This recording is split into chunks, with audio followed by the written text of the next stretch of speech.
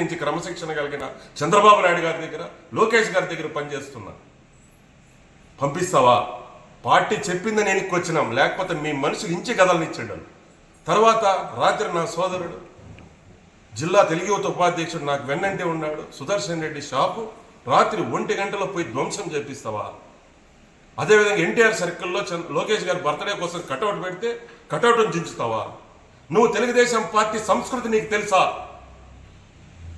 పిచ్చోళ్ళు కొంతమందిని పెట్టుకుని పిచ్చివాగులు వాగిస్తాను, భద్రమని సందర్భంగా హెచ్చరిస్తున్నా. తెలుగుదేశం కార్యకర్తల నాయకులారా, మీకు నేను నా ప్రాణం ఉన్నంత వరకు, నా ఊపిరి ఉన్నంత వరకు మీకోసం పనిచేస్తా, మీకోసం ఉంటా. ఎవరు కూడా అధైర్యపడద్దు. రండి, దగ్గరలో జరిగే మన జిల్లా ఇన్ఛార్జ్ మినిస్టర్ వచ్చే పర్యటన ఉంది. కార్యకర్తలు అందరూ ఇళ్లలో ఉండొద్దండి, ఎందుకంటే మీరు కష్టపడి గెలిపించుకున్నారు. మీరంతా కదిలి రండి, కదిలి వస్తేనే ఈ సమస్య పరిష్కారం అని ఈ సందర్భంగా హెచ్చరిస్తూ, ఎమ్మెల్యే మనుషులకు కానీ నేను ఇప్పుడే హెచ్చరిస్తున్నా, మీరు ఏదైనా డైరెక్ట్ చేయాలంటే చెప్పండి, ప్లేస్ టైం ఎక్కడైనా వస్తాం. తెలుగుదేశం పార్టీకి దమ్మున్న నాయకులు ఉన్నారు మా దగ్గర, మీలాగా బయట పార్టీల నుంచి వచ్చిన వాళ్ళు లేరు. తెలుగుదేశం పార్టీ ఎవరన్నా విమర్శిస్తే నేను స్వీకరిస్తా.